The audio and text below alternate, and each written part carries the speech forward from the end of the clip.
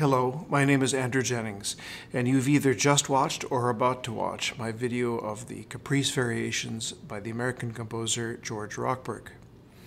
In live performances of this wonderful set of pieces for solo violin, I usually do a brief introduction.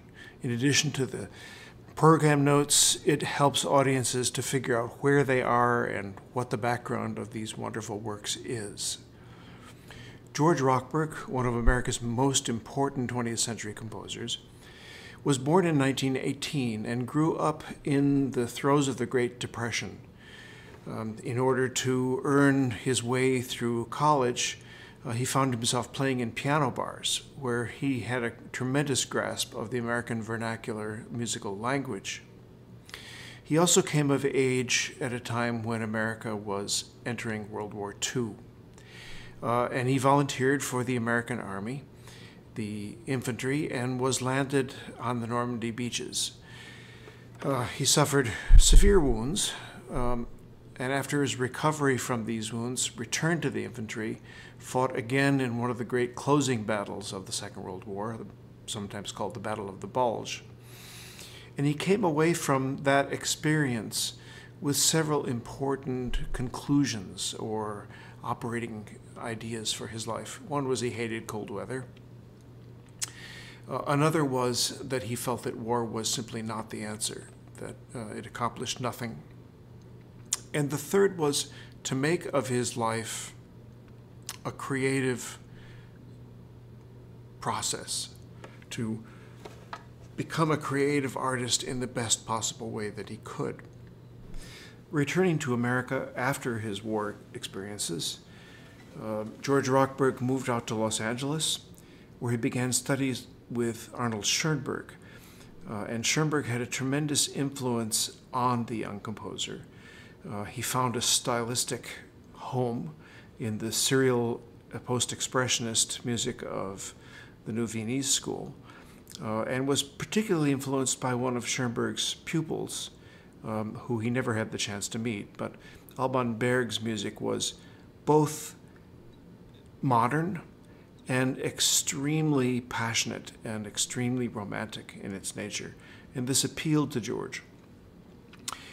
For almost 15 years after this experience, George continued to write very much in the mode of his teacher. So intense, serial, atonal, complex, layered works came out of the composer. And during this time, he also had a career, or began his career, at the University of Pennsylvania, teaching young composers. A whole generation of young American composers trained under him, and so one can see his influence everywhere. Beginning in the 1960s, Mr. Rochberg began to feel that the language in which he had been working for so long was unable to support his full emotional expression. That, as he said, it became very difficult using the language that he had learned so deeply to express things like joy or love or humor. And he found that, try as he might, this was not an option for him. And so he began to experiment with other possible ways of putting music together. Mr. Rochberg, throughout his life, retained a very close relationship with many of the fine artists of his time, painters and sculptors. His home was filled with the works of artists that he respected. And in the 60s, many of these artists and sculptors were also experimenting with other ways of using language in their art. In particular, the idea of collage, or found art, of bringing in articles that were not conceived as primarily artistic to begin with, and making them into artistic expressions. Rochberg tried this experiment, also the collage technique, the idea of bringing in musics and languages which necessarily did not seem particularly modern. And he found, just as Berg had found by using the Bach chorale at the close of his violin concerto, he found a kind of tension was created and a kind of expression that he couldn't achieve through his own original languages by themselves. A good example of this kind of writing can be found in his Music for the Magic Theater, based on a Hermann Hesse story. And in it, he uses music of Mozart to great effect. As the 60s progressed, Rochberg realized that the collage technique was not wholly successful, and that he would need to find a way to write a wholly new music based on perhaps a multi-stylistic approach, many languages put together in once, but not with the intent of quotation or collage or parody, but simply to expand his emotional palette. And this came to a head in 1970 when he began to sketch a work, or to sketch ideas for a work. And the sketches took the form of very short works for solo violin. I think originally they were not intended as fully fledged out works by themselves, but rather simply as a way for him to have a palette on which to work. And he took a simple theme, Paganini's theme from the 24th Caprice, and began to write variations on it. And this led him to explore many, many, many styles. It also led him to realize that many other composers had used this same theme to write their own sets of variations. And so he began to look at those other versions of the Paganini theme and to get intrigued by it. In the middle of this, my quartet, the Concord Quartet, had contacted George about the possibility of writing a brand new string quartet for our debut recital in New York City at Lincoln Center. Though the deadline was perilously close, and much to our surprise, George accepted the commission. It was partially because he had actually been preparing the string quartet. I'm not sure whether he really was sure that this new work was going to be a quartet, or whether it just seemed to fit really well into his sketches. But he did accept it. It became the third quartet, and it caused really a revolution.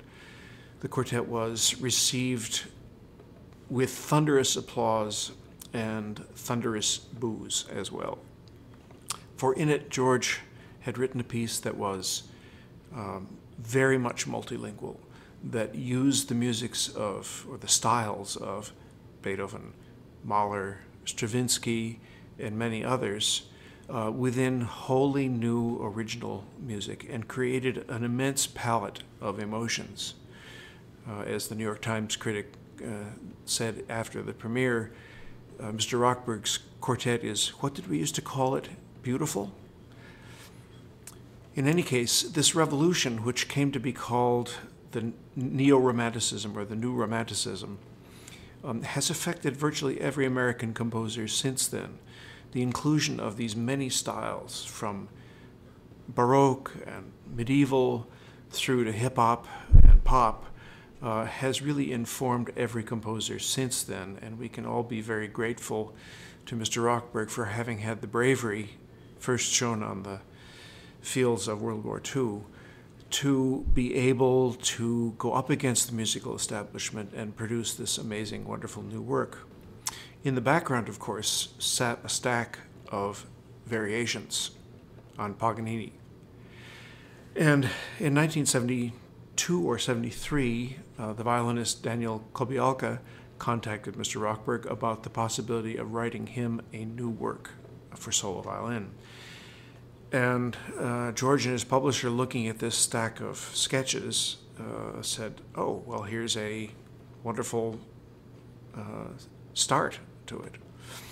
And so George set to work taking these sketches, changing them, modifying them, and setting them into a whole that could be performed as a complete work, and which would incorporate these ideas which became the basis of not only his third string quartet, but also appeared in other quartets and in other works. And this became the Caprice Variations. In the introduction, or the appendix, I think, to the printed edition, and also in his personal contacts with me, the composer had sanctioned the performance of selections from the 51 Caprices, saying that the work was probably too long and too difficult to be programmed as it was very often, and that players should feel free to extract sets of variations or suites of variations as long as they respected the multilingual styles of the work. And for many years, I played the piece this way, as have most people. In George's memory, this was the most often performed work that he ever wrote, and he sold more copies of the score than of any other piece he'd ever written. About 10 years ago, I began to wonder about the possibility of playing the whole set. It had seemed an impossible task, but then I saw that there were others that were attempting it, and attempting it very well. And I began to look at the possibility, not only from the standpoint of being able to actually complete it, but looking at the reasons why you might want to do such a thing. Was there a compelling structure to the piece? Did it make sense as a whole, or was it just an exercise in sort of macho violin playing? And what I found was that there very much was a reason why one would want to do it, because the piece really is, in its final form, the one that was published in 1973, it is really a complete work. It is a complete journey, and quite a wonderful one. So I began to look at how to go about this, and it was clear to me that in addition to solving the problems of some of the variations that I had conveniently forgotten to learn over the years, that presentation of the work in a concert program would require some care, because I know myself, when I go to hear recitals of unfamiliar music, particularly when it contains a large number of individual movements, I find myself wandering. So I began to conceive that a live performance of the set would need not only a good deal of preparation in terms of program notes and perhaps spoken notes on the stage, but also some kind of visual help so that you wouldn't get lost. And so I usually performed the set with a slideshow presentation. And that is what is on the video that I've posted. Each variation is preceded by a little visual cue as to what the variation might contain, or what its sources were, or where the material in that variation ended up eventually in other works. One colleague of George's commented, in looking at the variations, that they represented the history of Western music in about an hour. And that's a bit of an exaggeration. The period of music which George draws on really begins mid-18th century up to the 20th century. But there is some truth in the fact that they basically take you on a journey from Paganini's time, or Paganini's vocabulary and attitude, right up to, well, 1970, the year of their composition. And the journey is more or less straight chronological from beginning to end. And the less part of that is that there are many diversions or detours along the way. So, for example, the first four variations present a musical language which is very much diatonic, which is very much structurally the same as the Paganini theme, which has a vocabulary of violin playing and a vocabulary of musical expression very much akin to early 19th century music. Suddenly, in the fifth variation, however, there is an abrupt change. The structure is still the same. It is still essentially very tonal music, very diatonic, although chromaticism has crept in a little bit. But the instrumental techniques have changed, and we have a whole variation in tremolando. We have a variation using harmonics, using disjunct intervals, and occasionally veering into more modern techniques, all in about a minute. The variation ends up sounding very much more like Bartók than Paganini. And this jolt, this detour in the journey is very important because it keeps the end in mind. As they say, begin your journey with the end in mind. And certainly one sees, when you hit this variation, you suddenly think, oh yes, there is other music to come. There is a change in the world about to happen. After the completion of that fifth variation, we return to more traditional kinds of expressions. But the variations have changed, and the variations begin to have much more reflection of what might be called modern styles and modern techniques. So they've been affected by the intrusion of this little world of Bartók. And they continue to evolve, and the detours continue to happen, and they're just as jarring later in the piece. And each time we go on one of these little detours, the basic language of the variations is, well, what would you call updated?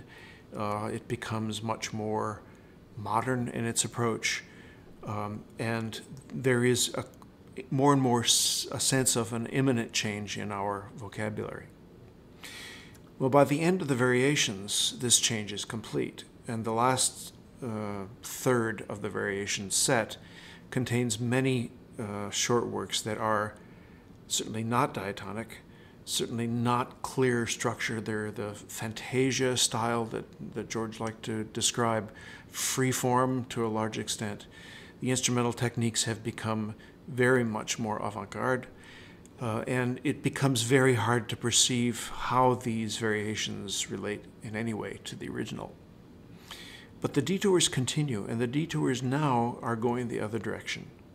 So in the midst of some of the most extreme expressions, we look back to Bach, not to a specific work, but to a variation, an aria composed very much in the style of the solo Bach sonatas.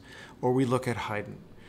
Or we even go back to early 20th century to Isai and the great virtuoso violinists of that time. And these detours, instead of provoking us to think of the future, cause us to remember the past.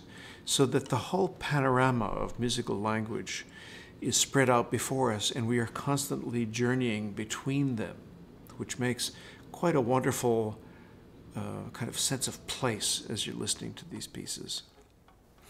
As I said at the beginning, this is all somehow related to Paganini. I'm not quite sure why that Paganini theme has been so very important to so many composers. It is very, very simple. You all remember it, and so on. It is purely diatonic, circle of fifths harmony. There is nothing complicated about it. The rhythm is essentially repetitious, every bar the same as the preceding bar. But its simplicity is probably the key to why it has become such an earworm for many listeners and composers. It is also intriguing because of the way that it's set up. It is in itself a set of variations. Every bar is a variation of its neighbors. Every pair of bars is a variation of every other pair in the set. Every section is a variation of every other section. So it's intriguing because it's circles within circles.